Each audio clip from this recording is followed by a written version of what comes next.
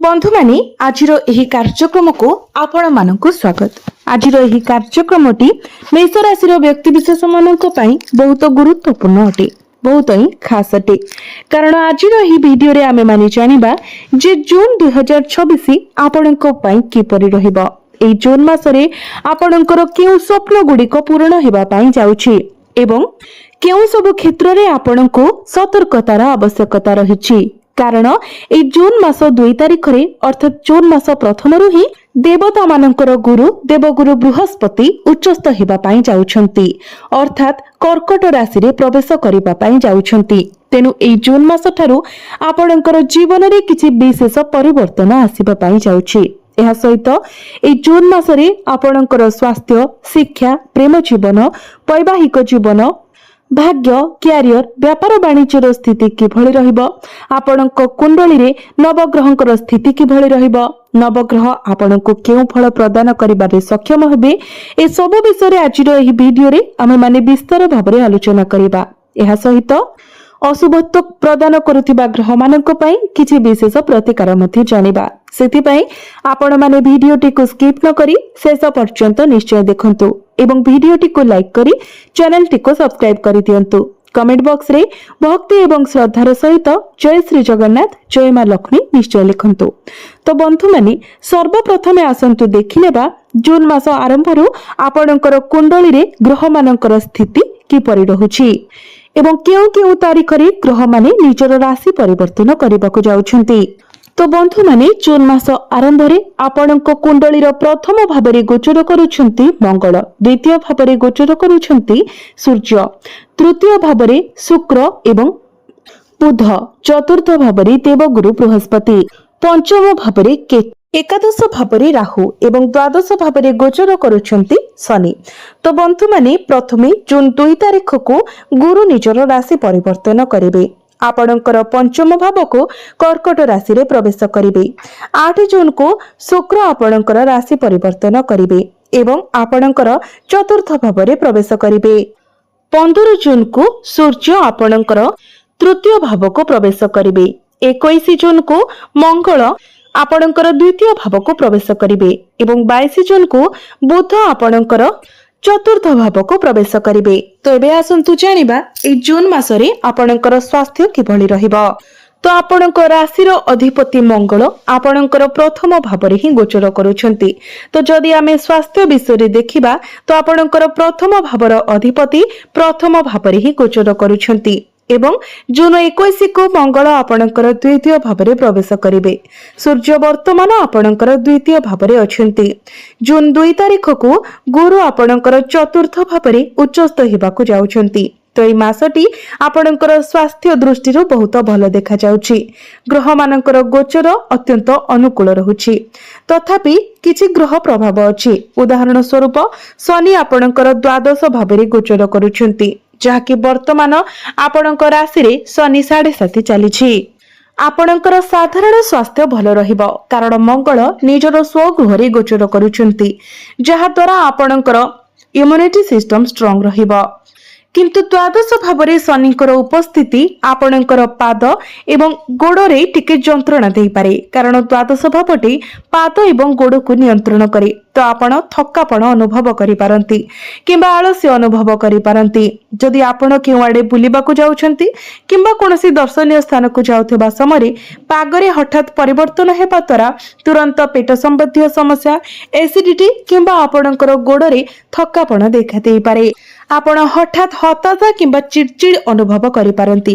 एगुड़िक केवल सामान्य उत्थान पतन जहाँ आपणकर स्वास्थ्य रे होई पारे। तथापि जे पर्यंत मंगल प्रथम भाव रे रहिबे अर्थात जून 21 पर्यंत यह आपणकर स्वास्थ्य, शारीरिक शक्ति एवं इम्यूनिटी सिस्टम को बढ़ाइबो। तो एई समय सेमिति किछि बड़ स्वास्थ्य संबंधी समस्या देखा जाउ नाही। एबे आसंतु देखिबा आपणकर शिक्षा क्षेत्र रे केउ परिवर्तन आसीबा पई जाउछि। विद्यार्थी माने सेमानकर शिक्षा क्षेत्र रे केते मात्रा रे सफलता पाइबा पई जाउछंती। तो बंधु माने पंचम भावटी आपणकर शिक्षार भाव होइथाय। पंचम भाव रे वर्तमान केतु गोचर करूछंती एवं पंचम भावर अधिपति सूर्य द्वितीय भाव रे गोचर करूछंती। जून 15 को सूर्य तृतीय भाव को प्रवेश करिवे ଏହା ବ୍ୟତୀତ ଆପଣଙ୍କର ଭାଗ୍ୟ ଭାବ ଉପରେ ମଧ୍ୟ ସୂର୍ଯ୍ୟଙ୍କର ଦୃଷ୍ଟି ପଡୁଛି, ଅର୍ଥାତ୍ ପଞ୍ଚମ ଭାବର ଅଧିପତି ଭାଗ୍ୟ ଭାବକୁ ଦୃଷ୍ଟି ଦେଉଛନ୍ତି। ଏହା ସହିତ ବୁଧ ବର୍ତ୍ତମାନ ନିଜର ସ୍ୱରାଶିରେ ଗୋଚର କରୁଛନ୍ତି। ତ ମୋଟାମୋଟି ଭାବରେ ଯଦି ଦେଖିବା ତ ଆପଣଙ୍କର ଶିକ୍ଷା ପାଇଁ ସମ୍ପୂର୍ଣ୍ଣ ମାସଟି ବହୁତ ଅନୁକୂଳ ଦେଖାଯାଉଛି। ଆପଣଙ୍କର ଧ୍ୟାନ, ଆପଣଙ୍କର ଏକାଗ୍ରତା ବୃଦ୍ଧି ପାଇବ। ଏହି ମାସରେ ଉଚ୍ଚ ଶିକ୍ଷା ସମ୍ପର୍କରେ ଅସାଧାରଣ ଭାବରେ ଆପଣଙ୍କ ପାଇଁ ଶୁଭ ଫଳ ପ୍ରାପ୍ତି ହେବ। ଏହି ସମୟଟି ଆପଣଙ୍କର ଏକ୍ଜାମ ପାଇଁ ମଧ୍ୟ ବହୁତ ଭଲ ରହୁଛି। ବିଶେଷ କରି ଯଦି ଆପଣଙ୍କର କିଛି କମ୍ପିଟିଟିଭ ଏକ୍ଜାମ ଅଛି, ପ୍ରତିଯୋଗିତାମୂଳକ ପରୀକ୍ଷା ଅଛି, ସରକାରୀ ସ୍ତରୀୟ ପରୀକ୍ଷା ଅଛି, ତ ଆପଣଙ୍କୁ ନିଶ୍ଚିତ ଭାବରେ ଶୁଭ ଫଳ ପ୍ରାପ୍ତି ହେବ। କିମ୍ବା ଯଦି ଆପଣଙ୍କର କିଛି ଇଣ୍ଟରଭ୍ୟୁ ଅଛି, ସେଥିରେ ମଧ୍ୟ ଆପଣ ସକ୍ସେସ୍ ହେବେ। ଜୁନ୍ 15 ତାରିଖ ପରବର୍ତ୍ତୀ ସମୟ ସରକାରୀ ପରୀକ୍ଷା ପାଇଁ ବିଶେଷ ଶୁଭ। ତ ବନ୍ଧୁମାନେ, ଯଦି ଆପଣ ସରକାରୀ ପରୀକ୍ଷା ଦେବାକୁ ଚିନ୍ତା କରୁଛନ୍ତି, ତେବେ ମୁଁ ଆପଣଙ୍କୁ ପରାମର୍ଶ ଦେବି ଯେ ଆପଣ କିଛି ବି ଆଗକୁ ନ ଭାବି ଆଗକୁ ବଢନ୍ତୁ ଏବଂ ଆପଣ କାର୍ଯ୍ୟକାରୀ କରନ୍ତୁ। କାରଣ ସୂର୍ଯ୍ୟଙ୍କର ଦୃଷ୍ଟି ବର୍ତ୍ତମାନ ଭାଗ୍ୟ ଭାବ ଉପରେ ରହୁଛି, ଯାହା ଫଳରେ ଏହି ସମୟରେ ଆପଣ ନେଉଥିବା ଯେକୌଣସି ନିଷ୍ପତ୍ତି କିମ୍ବା ଆପଣ କରିବାକୁ ଥିବା କିଛି ଯୋଜନା ନିଃସନ୍ଦେହରେ ଆପଣଙ୍କ ପାଇଁ ଲାଭଦାୟକ ପ୍ରମାଣିତ ହେବ। ମନରେ କୌଣସି ପ୍ରକାରର ଦ୍ୱନ୍ଦ୍ୱ ରଖନ୍ତୁ ନାହିଁ, ଆପଣ କେବଳ ଆଗକୁ ବଢନ୍ତୁ। ଆପଣଙ୍କର ଶିକ୍ଷା କ୍ଷେତ୍ର ବହୁତ ଭଲ ରହୁଛି। ବିଦ୍ୟାର୍ଥୀମାନଙ୍କୁ ଏହି ମାସରେ ପ୍ରଚୁର ସଫଳତା ମିଳିବା ପାଇଁ ଯାଉଛି। ତେଣୁ ଆପଣ ଆପଣଙ୍କର ଶିକ୍ଷା ରିଲେଟେଡ୍ ଯାହା ବି ଷ୍ଟେପ୍ ନେବା ପାଇଁ ଚାହୁଁଛନ୍ତି, ତାହା ବିନା ଚିନ୍ତାରେ ନେଇପାରିବେ। ଆପଣଙ୍କର ପ୍ରେମ ଜୀବନ ବିଷୟରେ ଯଦି କହିବା ତ ପଞ୍ଚମ ଭାବଟି ଆପଣଙ୍କର ଶିକ୍ଷାର ଭାବ ହେବା ସହିତ ଆପଣଙ୍କର ପ୍ରେମ ଜୀବନର ମଧ୍ୟ ଭାବ ଅଟେ। ତ ବର୍ତ୍ତମାନ ପଞ୍ଚମ ଭାବରେ କେତୁ ଗୋଚର କରୁଛନ୍ତି। ଡିସେମ୍ବର 6, 2024 ପର୍ଯ୍ୟନ୍ତ କେତୁ ଆପଣଙ୍କର ପଞ୍ଚମ ଭାବରେ ହିଁ ରହିବେ। କେତୁ ସାଧାରଣତଃ କଣ କରନ୍ତି? ଧରାଯାଉ ଆପଣ ବର୍ତ୍ତମାନ ଏକ ସମ୍ପର୍କରେ ଅଛନ୍ତି ଏବଂ ଏହା ବହୁତ ଭଲ ଭାବରେ ଆଗକୁ ବଢୁଛି, କିନ୍ତୁ ପଞ୍ଚମ ଭାବରେ କେତୁଙ୍କର ଉପସ୍ଥିତି ଯୋଗୁଁ ବେଳେ ବେଳେ ଆପଣଙ୍କ ମଧ୍ୟରେ ଭୁଲ ବୁଝାମଣା ସୃଷ୍ଟି ହୋଇପାରେ। କେତୁଙ୍କୁ ବିଚ୍ଛିନ୍ନତା ଏବଂ ଅପୂର୍ଣ୍ଣ ଇଚ୍ଛାର ଗ୍ରହ ଭାବରେ ମାନାଯାଇଥାଏ। ତେଣୁ ଆପଣଙ୍କର ପ୍ରେମ ଜୀବନରେ ସବୁକିଛି ଭଲ ଭାବରେ ଚାଲିବା ସତ୍ତ୍ୱେ ପଞ୍ଚମ ଭାବରେ କେତୁଙ୍କର ଗୋଚର ଆପଣଙ୍କୁ ଅଭାବ କିମ୍ବା ଅପୂର୍ଣ୍ଣତାର ଅନୁଭବ କରାଇପାରେ। ଆପଣଙ୍କ ଭିତରେ ଡିସାଟିସ୍ଫ୍ୟାକ୍ସନ ଦେଖାଦେଇପାରେ। ଆପଣ ଟିକେ ସନ୍ଦେହୀ ପ୍ରକୃତିର ହୋଇପାରନ୍ତି। ମୂଳତଃ ପଞ୍ଚମ ଭାବରେ କେତୁଙ୍କର ଉପସ୍ଥିତି କିଛି ପରିମାଣରେ ଆପଣଙ୍କ ମନରେ ଅସନ୍ତୋଷ ସୃଷ୍ଟି କରିପାରେ। ତଥାପି ମୁଁ ଲକ୍ଷ୍ୟ କରୁଛି ଯେ ସୂର୍ଯ୍ୟଙ୍କର ସ୍ଥିତି ଅନୁକୂଳ ରହୁଛି। ଆପଣଙ୍କୁ କେବଳ ଆପଣଙ୍କର ଆଗ୍ରେସନ ଉପରେ, ଆପଣଙ୍କର କ୍ରୋଧ ଉପରେ ନିୟନ୍ତ୍ରଣ ରଖିବାକୁ ପଡିବ। ଆପଣଙ୍କ ମଧ୍ୟରେ ଧୈର୍ଯ୍ୟ ରଖିବାକୁ ପଡିବ। ପ୍ରଥମ ଭାବରେ ମଙ୍ଗଳ ଗୋଚର କରୁଛନ୍ତି, ତ ଆପଣଙ୍କ ମଧ୍ୟରେ ଏନର୍ଜି ବଢିବ, କିନ୍ତୁ ଏହି ସ୍ଥିତି ଆପଣଙ୍କୁ ଏକ ଆକ୍ରମଣାତ୍ମକ ଶକ୍ତି ପ୍ରଦାନ କରେ। ତେଣୁ ଆପଣଙ୍କୁ ଆପଣଙ୍କର ଆଗ୍ରେସନ ଉପରେ ସଂଯମ ରଖିବାକୁ ପଡିବ। ଆପଣ ନିଜକୁ ସଂଯମ ରଖିବା ପାଇଁ ଚେଷ୍ଟା କରନ୍ତୁ। ଆପଣଙ୍କର ପ୍ରେମ ଜୀବନ 70% ସକାରାତ୍ମକ ରହୁଛି। ତଥାପି ପଞ୍ଚମ ଭାବରେ କେତୁଙ୍କର ଅବସ୍ଥିତି ଅନାବଶ୍ୟକ ଚିନ୍ତାଧାରା କିମ୍ବା ସାମାନ୍ୟ କଥାରେ ଆପଣଙ୍କ ମଧ୍ୟରେ ଭୁଲ ବୁଝାମଣା ସୃଷ୍ଟି କରିପାରେ। ଏସବୁ କଥା ପ୍ରତି ଆପଣ ଧ୍ୟାନ ଦିଅନ୍ତୁ। ଯଦି ଆପଣ ନିଜର କ୍ରୋଧ ଉପରେ, ନିଜର ଆଗ୍ରେସନ ଉପରେ କଣ୍ଟ୍ରୋଲ କରନ୍ତି ଏବଂ ଛୋଟ ଛୋଟ କଥାକୁ ଅଣଦେଖା କରନ୍ତି, ତ ନିଶ୍ଚିତ ଭାବରେ ଆପଣଙ୍କର ପ୍ରେମ ଜୀବନ ମଧ୍ୟ ବହୁତ ଭଲ ରହିବ। ଏବେ ଆସନ୍ତୁ ଦେଖିବା ଆପଣଙ୍କର ବୈବାହିକ ଜୀବନ କିପରି ରହିବ। ବନ୍ଧୁମାନେ, କୁଣ୍ଡଳୀର ସପ୍ତମ ଭାବଟି ହୋଇଥାଏ ଆପଣଙ୍କର ବୈବାହିକ ଜୀବନର ଭାବ, ଆପଣଙ୍କ ଜୀବନ ସାଥୀର ଭାବ। ତ ଆପଣଙ୍କ ସପ୍ତମ ଭାବର ଅଧିପତି ହେଉଛନ୍ତି ଶୁକ୍ର। ଶୁକ୍ର ବର୍ତ୍ତମାନ ଆପଣଙ୍କର ତୃତୀୟ ଭାବରେ ଗୋଚର କରୁଛନ୍ତି। ବୁଧ ମଧ୍ୟ ଆପଣଙ୍କର ତୃତୀୟ ଭାବରେ ଗୋଚର କରୁଛନ୍ତି। ଏହା ବ୍ୟତୀତ ଶୁକ୍ର ଆପଣଙ୍କର 8 ତାରିଖକୁ ଚତୁର୍ଥ ଭାବରେ ପ୍ରବେଶ କରିବେ। ଫଳସ୍ୱରୂପ 8 ଜୁନ୍ ପରେ ଆପଣଙ୍କର ବୈବାହିକ ଜୀବନରେ ଯଥେଷ୍ଟ ଉନ୍ନତି ଆସିବ। ମଙ୍ଗଳଙ୍କର ଦୃଷ୍ଟି ସପ୍ତମ ଭାବରେ ପଡୁଛି, ଯାହା ସାଧାରଣତଃ ଅନୁକୂଳ ପ୍ରଭାବ ପକାଉଛି। ତଥାପି ଆପଣଙ୍କର ପ୍ରଥମ ଭାବଟି ବର୍ତ୍ତମାନ ପାପ କର୍ତ୍ତରୀ ଯୋଗ ଅଧୀନରେ ଅଛି। ତେଣୁ ସାଧାରଣତଃ ଏହି ମାସରେ ଆପଣଙ୍କର ବୈବାହିକ ଜୀବନ ଭଲ ଦେଖାଯାଉଥିଲେ ମଧ୍ୟ 8 ଜୁନ୍ ପରେ ଏହା ଅଧିକ ଭଲ ଦେଖାଯିବ। 8 ଜୁନ୍ ପୂର୍ବରୁ ଆପଣଙ୍କର ଜୀବନସାଥୀଙ୍କର ଟିକେ ଛୋଟ ମୋଟ ସ୍ୱାସ୍ଥ୍ୟଜନିତ ସମସ୍ୟା ଦେଖାଦେଇପାରେ, ଯେପରିକି ମାଇଗ୍ରେନ୍ କିମ୍ବା ମୁଣ୍ଡବିନ୍ଧା, କିମ୍ବା ସେମାନଙ୍କୁ ଟିକେ ବହୁତ ଟ୍ରାଭେଲ କରିବାକୁ ପଡ଼ିପାରେ। ହୁଏତ ସେମାନଙ୍କର କ୍ୟାରିୟର ପାଇଁ କିମ୍ବା କୌଣସି ସାମାଜିକ କାର୍ଯ୍ୟକ୍ରମରେ ଯୋଗ ଦେବା ପାଇଁ, ଯାହା ଫଳରେ ଆପଣ ଏକାଠି ସମୟ ବିତାଇବା ପାଇଁ ସେତିକି ସମୟ ମିଳିବ ନାହିଁ। किंतु 8 जून परे शुक्र जेतेबेले आपणकर चतुर्थ भावरे प्रवेश करिवे तो आपणकर वैवाहिक जीवन आहुरी सुखमय हेबो। आपण दुई जण मिसी केवाडे बुलिबाकू जाई पारंती। आपणकर वैवाहिक जीवन रे पूर्वरु जहा सब समस्या थिला, जहा सब मतभेद थिला, मनांतर थिला, से सब मध्य दूर होइछिबो। एबे आसंतु जानिबा सबठारु गुरुत्वपूर्ण विषय वस्तु आपणकर भाग्य, क्यारियर एवं व्यापार वाणिज्यर स्थिति किभଳି रहिबो। तो बंधु माने कुंडलीर नवम भावटी होइथाय आपणकर भाग्यर भाव एवं दशम भावटी होइथाय क्यारियर भाव। तो आपणकर भाग्य भावर अधिपति देवगुरु बृहस्पति वर्तमान तृतीय भावरे गोचर करुछंती, किंतु 2 जून को आपणकर चतुर्थ भाव को प्रवेश करिवे एवं चतुर्थ भावरे गुरु उच्चस्थ होइछिबे। जेतेबेले एक समय आपणकर क्यारियर रे मध्य एक गुरुत्वपूर्ण परिवर्तन आसिबो, कारण दीर्घ 12 वर्ष परे गुरु आपणकर चतुर्थ भावरे गोचर करुछंती, जहा एक चमत्कार राजयोगर निर्माण करुछंती। जेतेबेले भाग्य भावर अधिपति केंद्र रे किंबा त्रिकोण रे गोचर करिथांती तो एठारे राजयोगर निर्माण होइथाय। एहा व्यतीत गुरुंकर दृष्टि दशम भाव उपरे मध्य पडुछि, जहा आपणकर भाग्य को आहुरी अत्यंत अनुग्रह करिबो, आपणकर क्यारियर को मध्य प्रचुर समर्थन प्रदान करिबो।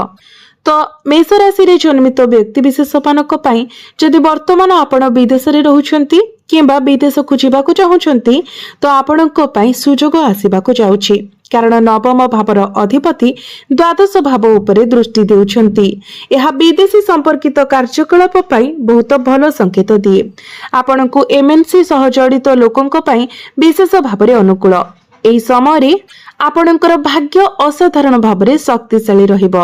जेतेबेले गुरु कहार कुंडली रे एपरि अपार शक्ति सहित केंद्र किंबा त्रिकोण रे गोचर करंती, यह साधारणतः घर एवं पारिवारिक परिवेश मध्यरे शुभ एवं शुभमांगलिक घटनार सूचना देई थाए। विकल्प भावरे व्यक्ति निजको बारंबार एपरि शुभ समारोह रे जोग देबा किंबा अंशग्रहण करिवार अनुभव करि पारंती। आपण शांतिर गभीर अनुभव करिवे, विशेष करी मानसिक शांति आध्यात्मिकता दिगको मध्य आपणकर मन आकर्षित हेबो। आपणकर व्यक्तिगत स्वभाव रे मध्य आपण उन्नति देखिबे, जहा आपणक मध्यरे मैच्योरिटी लेवल बढ़ाइबो।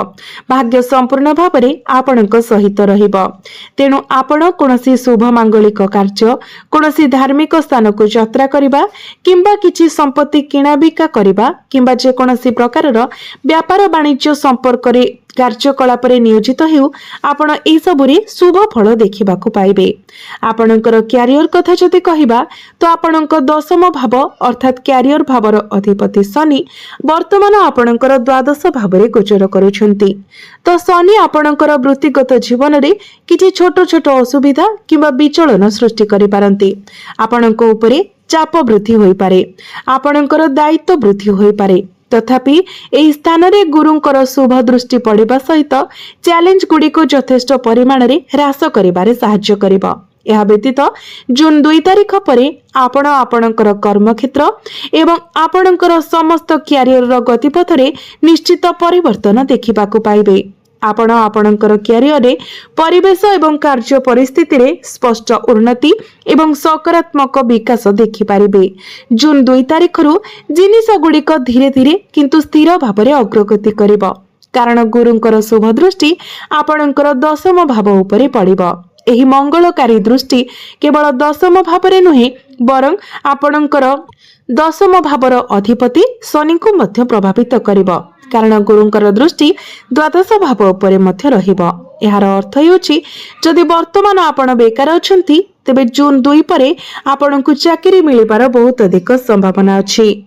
आपणकु एमएनसी रु जॉब ऑफर आसी पारे। जदि आपण सक्रिय भावरे चेष्टा जारी रखिछंती तेबे निश्चित भावरे आपणकु चाकरी प्राप्ति हेबो। एही समय आपणकर टिके खर्च वृद्धि होई पारे, किंतु एही खर्च शुभ कार्य किंबा धार्मिक कार्य रे खर्च हेबो। आपणकर क्यारियर संपर्क रे कोनोसी चिंता रखिबार आवश्यकता नाही, तथापि यह एक गुरुत्वपूर्ण सतर्कता। जदि शनि आपणकर कुंडली रे प्रतिकूल अवस्था अछंती जेमिति कि शत्रु राशि रे अछंती नीचस्थ अछंती किंबा मारक अवस्था रे अछंती तेबे आपणकर क्यारियर रे किछिटा अधिक चाप आसी पारे किंतु गुरुंकर मंगलकारी दृष्टि सेई उत्तेजना को बहुत कम करिबारे सहाय्य करिबा। किंतु जदि विपरीत भावरे शनि आपणक कुंडली रे अनुकूल स्थिति रे अछंती तेबे आपण एही समय मध्यरे आपणकर कर्मक्षेत्र आपणकर क्यारियर रे गुरुत्वपूर्ण सफलता हासिल करि पारिबे। आपणकर बिजनेस विषय जदि कहिबा तो एही मासटी आपणको बिजनेस रे लाभ देबा पई जाउची। जून 20 तारिख परे विशेष भावरे आपणकर बिजनेस पई समय अनुकूल रहिबो। जदि मोटामोटी भावरे कहिबा को छिबा तो बिजनेस आपणकर 70 रु 80% भल रहिबो किंतु जून 20 तारिख परे आपणकर बिजनेस 90% रु अधिक भल रहिबो कारण बुध आपणकर चतुर्थ भावको चली आसीबे एवं गुरु कर्कट राशि रे गोचर करिबा आपणक पई अत्यंत लाभदायक प्रमाणित हेबो। एई सकारात्मक प्रभाव आपणकर भौतिक सुख सुविधा एवं आपणकर परिवार नियोजन प्रयास उपरे मध्य शुभ प्रभाव देबो। तेणु एबे आसंतु जानिबा किछि प्रतिकार विषय जो प्रतिकार गुड़िक आपणको अधिक मात्रा रे शुभ फल प्रदान करिबो एवं जहा किछिटा अशुभत्व रहउची सेगुड़िक मध्य खंडन करिबो। तो बंधु माने आपण जेहेतु वर्तमान शनि 7.5 दे गति करूछंती तो प्रत्येक दिन शनिकर बीज मंत्र 108 थर जप करंतु। जदि वर्तमान शनि आपणकर कुंडली रे दुर्बल स्थिति रे अछंती तो शनिवार दिन आपण किछि कला जिनिस दान करंतु। यह सहित प्रत्येक दिन आपण उदित सूर्य को तंबा पात्र रे जलाखि अर्पण करंतु। प्रत्येक दिन हनुमान चालीसा पाठ करंतु आपण को अधिक मात्रा रे शुभ फल प्राप्ति हेबो। तो बंधु माने आपणकर जीवन मंगलमय हेउ एहा ही ईश्वरक निकटरे मोर प्रार्थना।